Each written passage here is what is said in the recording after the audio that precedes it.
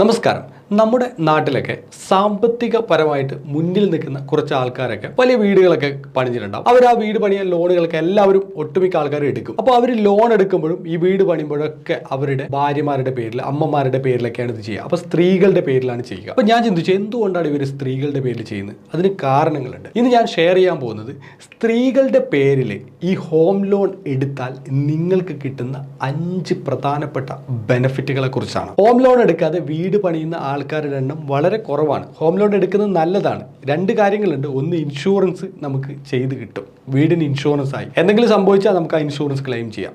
2, ഈ ഇൻഷുറൻസ് നമുക്ക് കൂടി ഉണ്ട്. നമുക്ക് എന്തെങ്കിലും ഇൻ കേസ് അടക്കാൻ പറ്റിയില്ലെങ്കിൽ ആ വീട് ബാങ്ക് എടുത്തുകൊണ്ട് പോയില്ല, ആ ഇൻഷുറൻസ് കമ്പനി അത് ക്ലെയിം ചെയ്ത് സെറ്റിൽമെന്റ് ചെയ്യും. അങ്ങനെയുള്ള രണ്ട് കേസായി. 3ാമത്തെ കേസ്, ആധാരം വീട്ടിൽ വെച്ചിട്ട് എന്താണ് കാര്യം? പ്രത്യേകിച്ച് കാര്യമൊന്നുമില്ലല്ലോ. അത് ആധാരം ബാങ്കിൽ വെച്ച് കഴിഞ്ഞാൽ അവിടെ അത് സേഫ് ആയിട്ട് കിടക്കുകയും ചെയ്യും.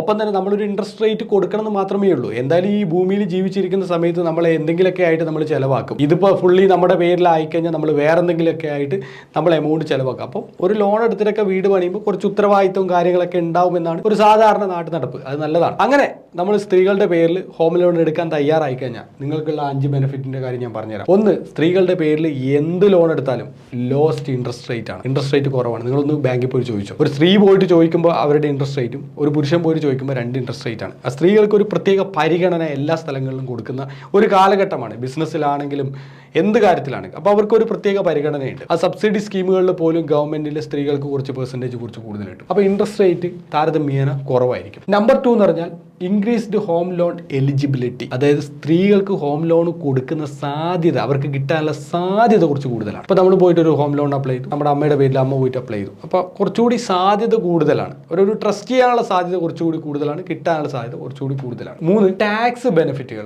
വുമൻസിന്റെ പേരിൽ നമ്മൾ 80C പ്രകാരം section 24 of the income tax act 1961 പ്രകാരം കുറച്ച് ബെനിഫിറ്റ്സ് ഉണ്ട്. സ്ത്രീകളുടെ പേരിൽ എടുക്കുന്ന സമയത്ത് ഇൻകം ടാക്സിന്റെ ബെനിഫിറ്റ്സ് കാര്യങ്ങൾ, ടാക്സ് ബെനിഫിറ്റ്സ് കാര്യങ്ങളൊക്കെ കിട്ടും. അപ്പോൾ അതൊരു 3ാമത്തെ ഇമ്പോർട്ടന്റ് കാര്യമാണ്. 4ാമത്തെ കാര്യം എന്ന് പറഞ്ഞാൽ ബെനിഫിറ്റ് അണ്ടർ PMAY, പ്രധാനമന്ത്രി ആവാസ് യോജന സ്കീം പ്രകാരം, ഗവൺമെന്റ് ഇനീഷ്യേറ്റീവ് ആണ്. അത് പ്രകാരമുള്ള കുറച്ച് ബെനിഫിറ്റ്സിന് കാര്യങ്ങൾക്കൊക്കെ സ്ത്രീകൾ അപ്ലൈ ചെയ്യുകയാണെങ്കിൽ അവർക്കത് കിട്ടും. അതുപോലെ തന്നെ പിന്നീടുള്ളത് lower stamp duty. Stamp duty കുറവാണ്. 1% മുതൽ 2% വരെ സ്ത്രീകൾക്ക് സ്റ്റാമ്പ് ഡ്യൂട്ടി കുറവാണ്. നിങ്ങൾ ആലോചിച്ച് നോക്കിയേ എത്ര ലോട്ടറിയാണ്. അപ്പോൾ പ്രൊഫഷണലായിട്ട് കുറച്ച് സാമ്പത്തികമായി മുന്നിൽ നിൽക്കുന്ന ആൾക്കാർ ഇതൊക്കെ ചിന്തിക്കും. വലിയ വീടൊക്കെ കിട്ടും, ഒരു 10-30 ലക്ഷത്തിനൊക്കെ വീട് കിട്ടുമ്പോൾ എത്ര എമൗണ്ട് കുറഞ്ഞു കിട്ടുമെന്ന് അറിയോ? ചിന്തിക്കുന്നതിനപ്പുറത്താണ്.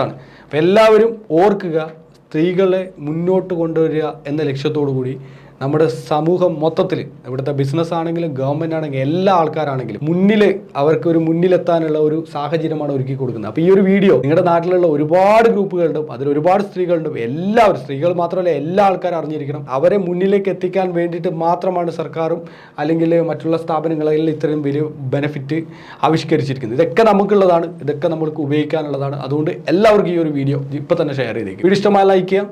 ഇതുപോലെയുള്ള ഇൻഫർമേഷനായിട്ട് ചാനൽ സബ്സ്ക്രൈബ് ചെയ്യാം മറക്കരുത്. Thank you so much.